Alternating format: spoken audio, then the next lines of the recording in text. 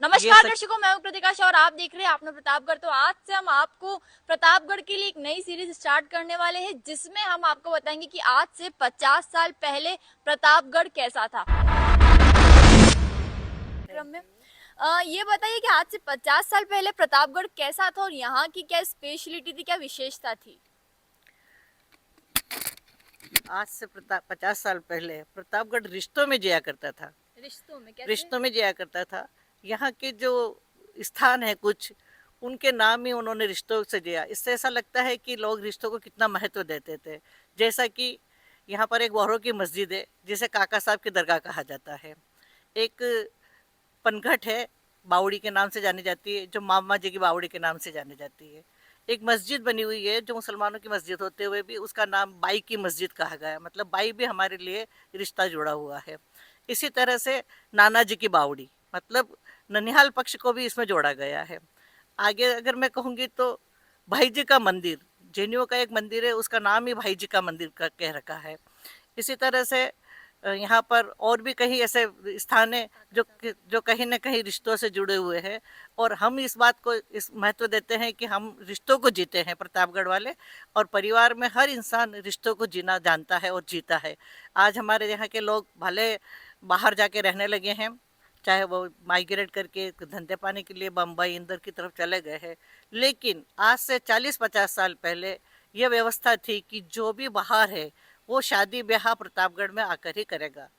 और अगर मितव्ययिता के नाम पर देखा जाए तो शादी के नाम पे जो आज खर्चे हो रहे हैं उसे देखते हुए प्रतापगढ़ में आज से 40-50 साल पहले जो शादियां होती थी वो सामूहिक शादियां हुआ करती थी। और यहाँ के राजा के डूंगर के नाम से लगन निकलते थे।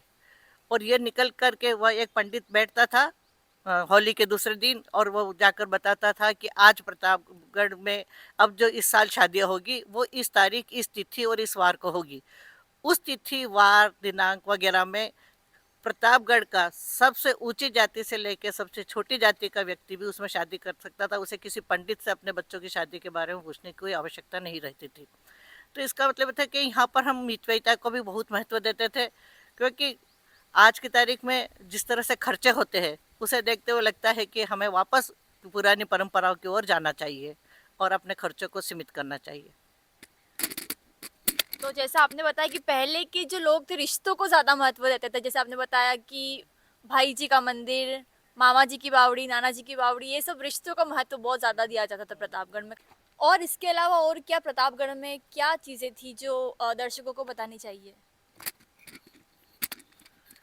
दर्शकों को बताने के लिए मैं अपनी तरफ से एक बात ये जरूर कहूंगी कि पहले प्रतापगढ़ में कोई भी महिलाएं सरकारी नौकरी में नहीं जाती थी। अगर कुछ जाती भी थी तो ज़्यादा से ज़्यादा वो शिक्षा विभाग में जाती थी। लेकिन 74 की बात है, मुझे अचानक मालूम पड़ा कि कोर्ट में वैकेंसी निकली है, और अगर आप टाइप राइटर जानते हैं तो आपको ये चांस मिल सकता है। मैंने फॉर्म भरा और मुझे ये चांस मिला। कोर्ट का नाम तो मैं जानती नहीं थी, पर कचहरी के नाम से ज़रूर जानती थी, क्योंकि पहले कचहरी जो है वो महल दरवाजा के अंदर चलती थी और वहीं उसी के सामने हमारा घर था। और हम वहाँ पर लोगों को चपरासी जब वो आवाज़ें लगाता था तो हम सुनते थे। तो मुझे लगता है कि कचहरी भी कोई चीज़ होती होगी। हम छोटे बच्चे थे तब हम महल में जाया करते थे, तो वहाँ हम देखते थे कि अपराधियों को पुलिस पकड़ के लाती थी और एक ऐसे ही बना हुआ था बरांडा जैसा, उसमें उन्हें बिठाया करती थी। तो हमको बड़ा दया आती थी कि इनको हथकड़ी करके बिठा रखा है, लेकिन हम ये नहीं जानते थे कि ये क्या किया इन लोगों ने और क्यों बिठा रखा। उसके बाद मालूम पड़ा कि ये कोर्ट यहाँ से कम छोटी पड़ने लगी थी, तो नई कोर्ट बन जाने से मंसूर रोड की उधर चली गई थी। सबसे पहले कोर्ट महल दरवाजा में ही थी और वहीं पर सारे केसेस की सुनवाई हुआ करती थी। जब कोर्ट यहाँ से चली गई और हम बच्चे थे तब उस महल में खेलने जाते थे। हम गिल्ली डंडे खेला करते थे, तो हम ये कहते थे चल पहुँचा दे कचहरी तक। और मतलब वो गिल्ली इतनी दूर जाती थी जहाँ कोर्ट लगती थी वहाँ तक, तो हम बड़े खुश होते हैं कि आज हमने कचहरी तक गिल्ली को पहुँचा दिया। लेकिन जैसे ही मैं कोर्ट में गई मुझे मालूम पड़ा कि कोर्ट का काम क्या होता है, तो लोगों को बड़ा आश्चर्य हुआ कि कचहरी में कोई लड़की काम करने गई प्रतापगढ़ की। लेकिन मेरा भाग्य था, सौभाग्य था जो मैंने ये काम किया, और 40 वर्ष तक मैंने यहाँ काम किया है। तो मुझे काफ़ी कुछ अनुभव वहाँ पे हुआ कि प्रतापगढ़ में किस तरह से लोग थे। प्रतापगढ़ की राजधानी पहले दिल्ली देवगढ़ थी, वहाँ के केसेस आते थे, वहाँ के विवाद आते थे, उनको भी मैं सुनती थी। इतने पुराने लेख आते थे जो बही खाते वगैरह होते थे, जिनकी राइटिंग पढ़ना इंग्लिश कर्सिव राइटिंग की तरह हिंदी कर्सिव राइटिंग हुआ करती थी, जिसे मेहनत करके मैंने पढ़ना सीखा और शायद मैं पारंगत हुई उसमें। हर कोई मुझसे वो बुलाता था और कहता था कि ये राइटिंग तो आप ही पढ़ सकते हो, तो आप पढ़िए। जो भी बही खाते वगैरह या दस्तावेज लिखे होते थे उनको मैं पढ़ा करती थी। इस तरह से मैंने अपना कैरियर शुरू किया। देखते देखते वो कोर्ट, जब मैं 2014 में रिटायर्ड हुई, उसके बाद नई कोर्ट बन रही थी, उस समय मैं थी जब भी। अब वो नई कोर्ट चूँकि आजकल सभी जगह एक मिनी सचिवालय जैसा बन चुका है, तो सभी को सभी तरह की सुनवाई को एक ही जगह मौका मिले, तो आज वो कलेक्ट्री के पास में बनी हुई कोर्ट है। अब कोर्टें वहाँ चल रही है। मेरा बेटा वकील है, मैं भी एडवोकेट हूँ और मेरी बेटी भी एडवोकेट है। हम लोग न्याय विभाग से जुड़े हुए हैं और न्याय की सेवा में लगे हुए हैं। तो आपका कहना है कि प्रतापगढ़ की पहली कोर्ट जो थी वो महल दरवाजे के अंदर थी, तो महल दरवाजे के अंदर किस तरह थी, कहाँ पर चलती थी, क्या इसके बारे में थोड़ा बताएंगे? महल जो बना हुआ था वो 2 मंजिला बना हुआ था। तो जहाँ तक मुझे मालूम है, सबसे बड़े जज जो हुआ करते थे उस जमाने में, जो सेशन जज कहलाता है, क्योंकि सेशन कोर्ट ही प्रतापगढ़ में रही हमेशा, तो वो जज साहब सबसे ऊपर बैठते थे और उसके नीचे के लोग, नीचे के लोग बैठते थे, और दरवाजे के आसपास पिटिशन राइटर, टाइपिस्ट वगैरह बैठा करते थे। और लोग सुनवाई के लिए उस महल दरवाजे के अंदर जो बड़ा सा चौक है, उस चौक में लोग बैठा करते थे। और आज की तारीख में उस महल दरवाजा में एक स्कूल चलता है बच्चियों का, जो चल ही रहा है, उसी टाइप का बना हुआ था। कुछ परिवर्तन जरूर हुआ है, पर उस बाद में सुना है कि उस महल को यहाँ के दरबार ने बेच दिया और वो यहाँ के लोगों के हाथों में चला गया है। महल का जो भी थी विशेषता वो अब खत्म हो चुकी है। प्रतापगढ़ में पहले आसपास के लोग, किसान जो आपने उपार्जन करते थे दलहनों का, गेहूं का वगैरह का, तो कोई ऐसा निश्चित स्थान नहीं था कि उसे कहाँ जाके बेचा जाए। तो सदर बाजार में जो महल के आगे का जगह है, महल से आगे की तरफ, उसे धान मंडी कहा जाता था। और सारी बैलगाड़ियाँ वहाँ आकर खड़ी रहा करती थी। और बचपने की बात बताए तो हम वहाँ से चुरा के मूंगफलियाँ जरूर लाते थे और खाते थे, क्योंकि मूंगफलियाँ प्रतापगढ़ में बहुत पैदा होती थी और लेकर आते थे। और इसको साइड में जो एक महल के अंदर जगह थी, तो गाड़ियों को कहाँ खड़ा करें, क्योंकि सड़क तो इतनी चौड़ी नहीं थी। तो गाड़ी खाना नाम से भी एक जगह फेमस है, जो महल के अंदर ही बनी हुई है। सारी गाड़ियाँ लोगों की वहाँ खड़ी रहती थी। कुछ लोग घोड़ों पर आते थे, वो घोड़े भी वहीं बंधा करते थे।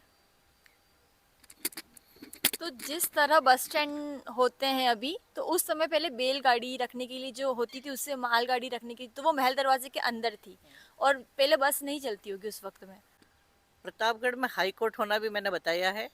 जो हाई कोर्ट पहले किसी जमाने में आज जो पीडब्ल्यूडी ऑफिस बना हुआ है वहाँ चला करती थी। हालांकि इसके बारे में ज़्यादा ज्ञान तो नहीं है, लेकिन हम नौकरी में आने के बाद सुना कि यहाँ हाई कोर्ट भी थी और हाई कोर्ट वहाँ चला करती थी।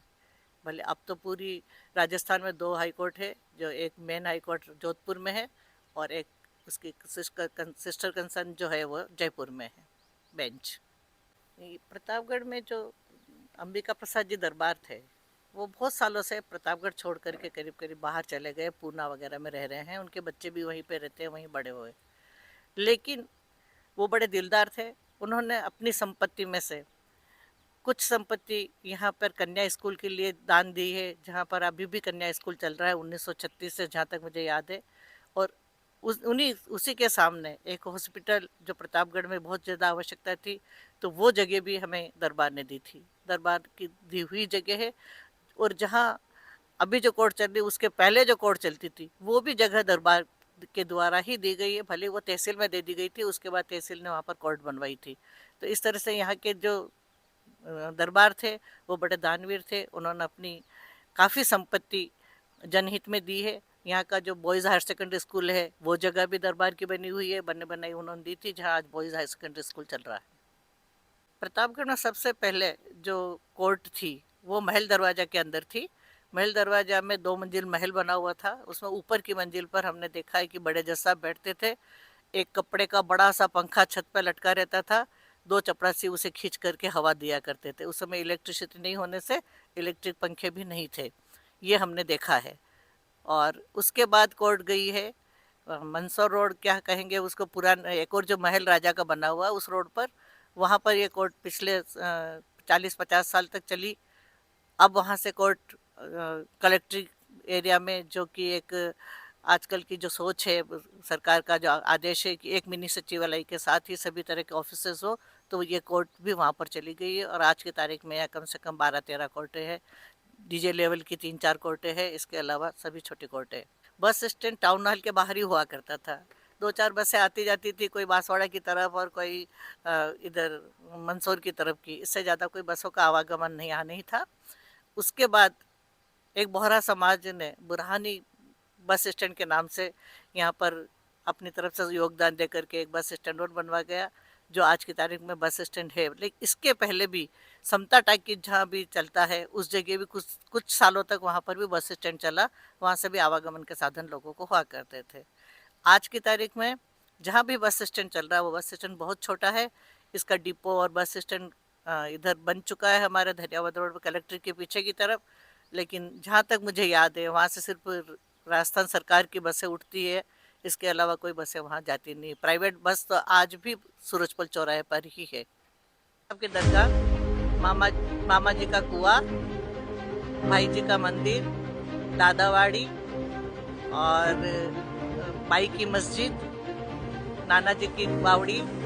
नमस्कार दर्शकों, मैं हूं आज से 50 साल पहले प्रतापगढ़ रिश्तों में जिया करता था। रिश्तों में जिया करता था। यहाँ के जो स्थान है कुछ, उनके नाम ही उन्होंने रिश्तों से जिया। इससे ऐसा लगता है कि लोग रिश्तों को कितना महत्व देते थे। जैसा कि यहाँ पर एक वहरों की मस्जिद है, जिसे काका साहब की दरगाह कहा जाता है। एक पनघट है, बावड़ी के नाम से जानी जाती है, जो मामा जी की बावड़ी के नाम से जानी जाती है। एक मस्जिद बनी हुई है, जो मुसलमानों की मस्जिद होते हुए भी उसका नाम बाई की मस्जिद कहा गया है। मतलब बाई भी हमारे लिए रिश्ता जुड़ा हुआ है। इसी तरह से नाना जी की बावड़ी, मतलब ननिहाल पक्ष को भी इसमें जोड़ा गया है। आगे अगर मैं कहूँगी तो भाई जी का मंदिर, जैनियों का एक मंदिर है, उसका नाम ही भाई जी का मंदिर कह रखा है। इसी तरह से यहाँ पर और भी कई ऐसे स्थान है जो कहीं न कहीं रिश्तों से जुड़े हुए हैं। और हम इस बात को इस महत्व देते हैं कि हम रिश्तों को जीते हैं प्रतापगढ़ वाले, और परिवार में हर इंसान रिश्तों को जीना जानता है और जीता है। आज हमारे यहाँ के लोग भले बाहर जाके रहने लगे हैं, चाहे वो माइग्रेट करके धंधे पाने के लिए बम्बई इंदौर की तरफ चले गए हैं, लेकिन आज से 40-50 साल पहले यह व्यवस्था थी कि जो भी बाहर है वो शादी ब्याह प्रतापगढ़ में आकर ही करेगा।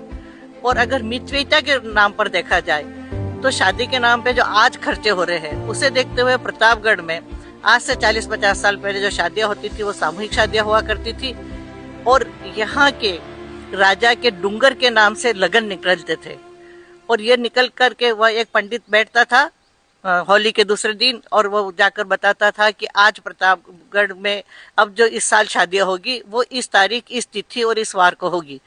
उस तिथि, वार, दिनांक वगैरह में प्रतापगढ़ का सबसे ऊंची जाति से लेकर सबसे छोटी जाति का व्यक्ति भी उसमें शादी कर सकता था। उसे किसी पंडित से अपने बच्चों की शादी के बारे में पूछने की कोई आवश्यकता नहीं रहती थी।